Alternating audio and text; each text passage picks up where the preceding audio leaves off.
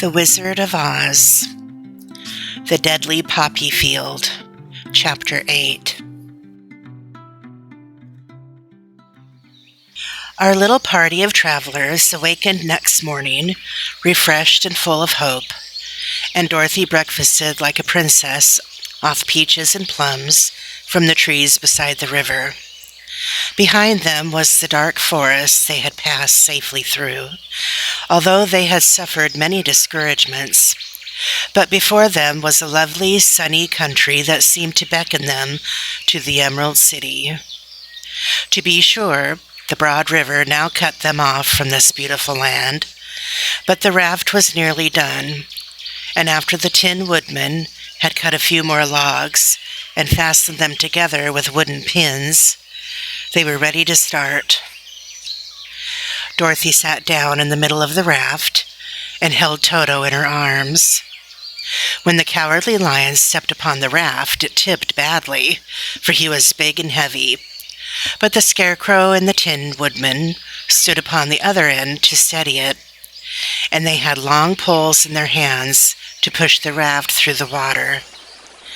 They got along quite well at first, but when they reached the middle of the river, the swift current swept the raft downstream, farther and farther away from the road of the yellow brick, and the water grew so deep that the long poles would not touch the bottom.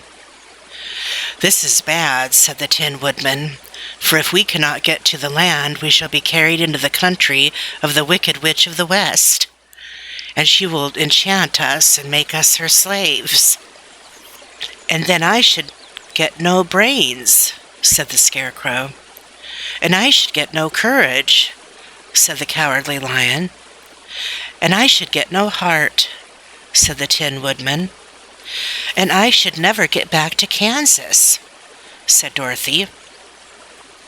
"We must certainly get to the Emerald City if we can," the Scarecrow continued, and he pushed so hard on his long pole that it stuck fast in the mud at the bottom of the river, and before he could pull it out again, or let go, the raft was swept away and the poor Scarecrow was left clinging to the pole in the middle of the river.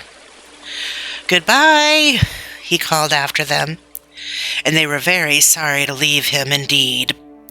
The Tin Woodman began to cry, but fortunately remembered that he might rust, and so dried his tears on Dorothy's apron. Of course, this was a bad thing for the Scarecrow. "I am now worse off than when I first met Dorothy," he thought. "Then I was stuck on a pole in a cornfield, where I could make-believe scare the crows at any rate. But surely there is no use for a scarecrow stuck on a pole in the middle of a river. I am afraid I shall never have any brains after all." Down the stream the raft floated, and the poor Scarecrow was left far behind. Then the Lion said, "Something must be done to save us. I think I can swim to the shore and pull the raft after me, if you will only hold fast to the tip of my tail." So he sprang into the water, and the Tin Woodman caught fast hold of his tail, when the Lion began to swim with all his might toward the shore. It was hard work, although he was so big, but by and by they were drawn out of the current, and then Dorothy took the Tin Woodman's long pole and helped push the raft to the land. They were all tired out when they reached the shore at last and stepped off upon the pretty green grass, and they also knew that the stream had carried them a long way past the road of yellow brick that led to Emerald City. "What shall we do now?" asked the Tin Woodman, as the Lion lay down on the grass to let the sun dry him. "We must get back to the road in some way," said Dorothy. "The best plan will be to walk along the riverbank until we come to the road again," remarked the Lion. So, when they were rested, Dorothy picked up her basket, and they started along the grassy bank, back to the road from which the river had carried them. It was a lovely country with pretty flowers and fruit trees and sunshine to cheer them, and had they not felt so sorry for the poor scarecrow, they could have been very happy. They walked along as fast as they could, Dorothy only stopping once to pick a beautiful flower. And after a time the Tin Woodman cried out, "Look!" Then they all looked at the river and saw the scarecrow perched upon his pole in the middle of the water, looking very lonely and sad. "What can we do to save him?" asked Dorothy. The lion and the woodsman both shook their heads, for they did not know. So they sat down upon the bank and gazed wistfully at the scarecrow until a stork flew by, which, seeing them, stopped to rest at the water's edge. "Who are you, and where are you going?" asked the stork. "I am Dorothy," answered the girl, "and these are my friends, the Tin Woodman and the Cowardly Lion, and we are going to the Emerald City." "This isn't the road," said the stork, as she twisted her long neck and looked sharply at the queer party. "I know it," Dorothy said, "but we have lost the scarecrow and are wondering how we shall get him again." "Where is he?" asked the stork. "Over there in the river," answered the girl. "If he wasn't so big and heavy, I would get him for you," remarked the stork. "He isn't heavy a bit," said Dorothy eagerly, "for he is stuffed with straw, and if you will bring him back to us, we shall thank you ever and ever so much." "Well, I'll try," said the stork, "but if I find he is too heavy to carry, I shall have to drop him in the river again." So the big bird flew into the air and over the water till she came to where the scarecrow was perched upon his pole. Then the stork, with her great claws, grabbed the scarecrow by the arm and carried him up into the air and back to the bank, where Dorothy and the lion and the Tin Woodman and Toto were sitting. When the scarecrow found himself among his friends, he was so happy that he hugged them all, even the lion and Toto. And as they walked along, he sang, "Tol-dee-ri-dee-o, tol-dee-ri-dee-o." At every step, he felt so gay. "I was afraid I should have to stay in the river forever," he said. "But the kind stork saved me, and if I ever get any brains, I shall find the stork again and do it some kindness in return." "That's all right," said the stork, who was flying along beside them. "I always like to help anyone in trouble. But I must go now, for my babies are waiting in the nests for me. I hope you will find the Emerald City, and that Oz will help you." "Thank you," replied Dorothy. And then the kind stork flew into the air and was soon out of sight. They walked along listening to the singing of the bright-colored birds and looking at the lovely flowers, which now became so thick that the ground was carpeted with them. There were big yellow and white and blue and purple blossoms, besides great clusters of scarlet poppies, which were so brilliant in color they almost dazzled Dorothy's eyes. "Aren't they beautiful?" the girl asked, as she breathed in the spicy scent of the flowers.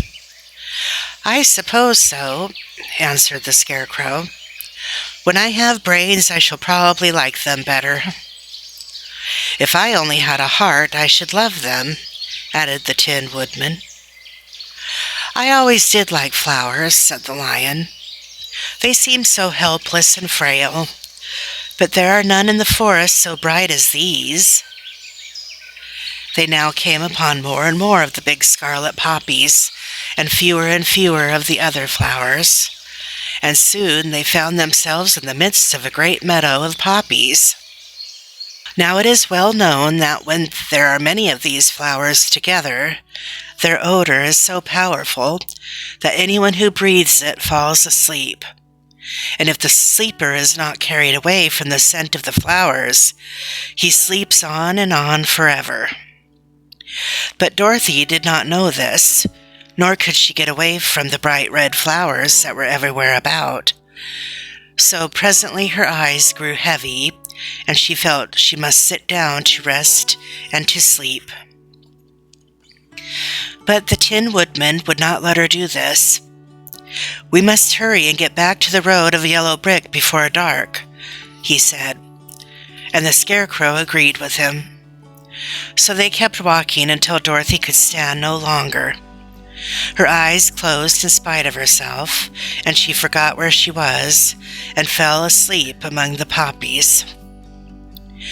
"What shall we do?" asked the Tin Woodman. "If we leave her here, she will die," said the Lion. "The smell of the flowers is killing us all. I myself can scarcely keep my eyes open, and the dog is asleep already." It was true. Toto had fallen down beside his little mistress. But the Scarecrow and the Tin Woodman, not being made of flesh, were not troubled by the scent of the flowers. "Run fast," said the Scarecrow to the Lion, "and get out of this deadly flower bed as soon as you can.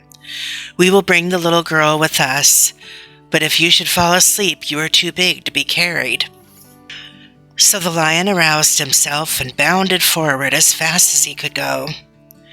In a moment he was out of sight. "Let us make a chair with our hands and carry her," said the Scarecrow. So they picked up Toto and put the dog in Dorothy's lap, and then they made a chair with their hands for the seat and their arms for the arms, and carried the sleeping girl between them through the flowers. On and on they walked, and it seemed that the great carpet of deadly flowers that surrounded them would never end. They followed the bend of the river, and at last came upon their friend the Lion, lying fast asleep among the poppies. The flowers had been too strong for the huge beast, and he had given up at last, and fallen only a short distance from the end of the poppy bed, where the sweet grass spread in beautiful green fields before them. "We can do nothing for him," said the Tin Woodman sadly, "for he is much too heavy to lift. We must leave him here to sleep on forever, and perhaps he will dream that he has found courage at last." "I'm sorry," said the Scarecrow. "The Lion was such a good comrade for one so cowardly. But let us go on." They carried the sleeping girl to a pretty spot beside the river, far enough from the poppy field to prevent her breathing any more of the poison of the flowers. And there they laid her gently on the soft grass and waited for the fresh breeze to waken her.